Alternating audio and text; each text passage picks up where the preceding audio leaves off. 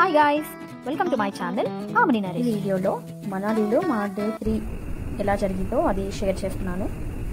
Actually మేము day 3లో Kasol వెళ్ళాలి మనాలి నుంచి. బట్ అక్కడ రోడ్ బ్లాక్ అయింది అని చెప్పి వెళ్ళడానికి అవ్వదన్నారు.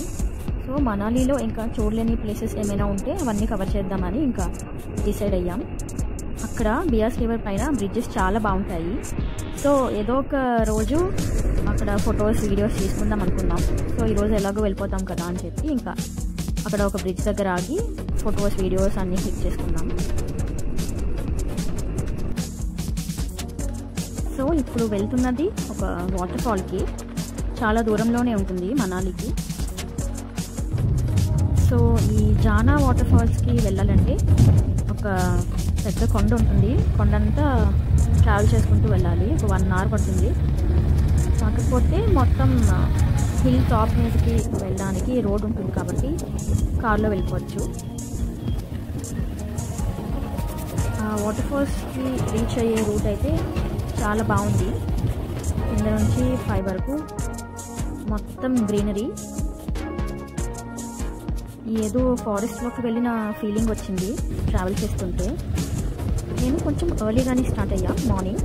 సో ఆ టైంలో అయితే ఇంకా చాలా చాలా బాగుంది. ఒకవైపు మంచు కొండలు, ఒకవైపు ఫుల్గా చెట్లు గ్రీనరీతో. మొత్తానికి వాటర్ ఫాల్కి రీచ్ అయిపోయాం. This is the Jana water fall. వచ్చాక అనిపించింది అనవసరంగా ఇంత జర్నీ చేసి ఈ వాటర్ ఫాల్ చూడడానికి వచ్చామని. చాలా చిన్న వాటర్ ఫాల్ ఇది. దీనికన్నా జోగిని వాటర్ ఫాలే బెటర్ అనిపించింది.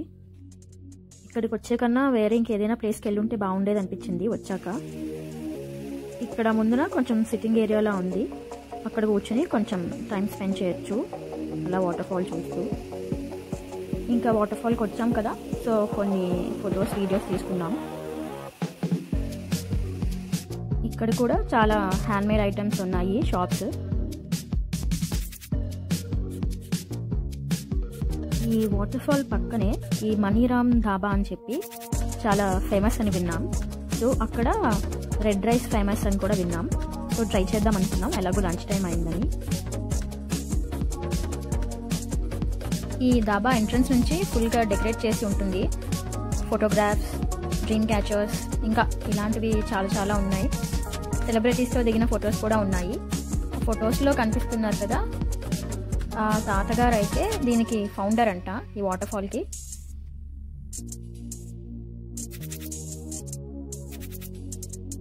సో మేము అలా వీడియో క్యాప్చర్ చేసుకుంటుంటే అతను కూడా హాయ్ చెప్తున్నారు లోపల నుంచి.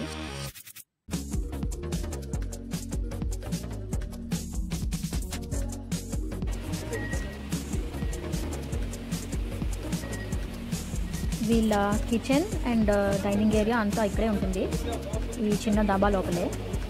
సో ఇక్కడ ఒక 2 tables అలా వేసి అలా చిన్న సిట్టింగ్ ఏరియాలో అరేంజ్ చేశారు. అండ్ ఇదంతా వాళ్ళ కిచెన్ అనమాట. యాక్చువల్లీ నేను వీడియో ఇక్కడ స్టాప్ చేసేద్దాం అనుకున్నా, బట్ వాళ్ళే అదంతా తీసుకోమన్నారు. అక్కడ అందరూ చాలా ఫ్రెండ్లీగా మాట్లాడుతున్నారు ఆ డాబాలో. మనకి ఆ డిషెస్ పేర్లు తెలియదు కదా, సో అవన్నీ చెప్తున్నారు అనమాట నాకు. ఇక్కడ red rice with chicken curry famous అని చెప్పారు. బట్ మేము ఆ రోజు ఎందుకో నాన్ వెజ్ తినలేదు. So red rice with some curry ఏదో ఇచ్చారు. ఇంకా అక్కడ సిద్ధు కూడా ఫేమస్. సో అది కూడా ట్రై చేద్దామని అప్పుడే ఆర్డర్ చేసాం. టేస్ట్ అయితే అస్సలు నచ్చలేదు మాకు. బలవంతంగా తిన్నాము.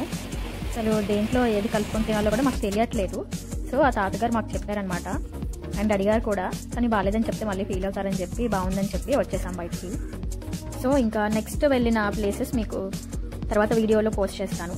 Thanks for watching.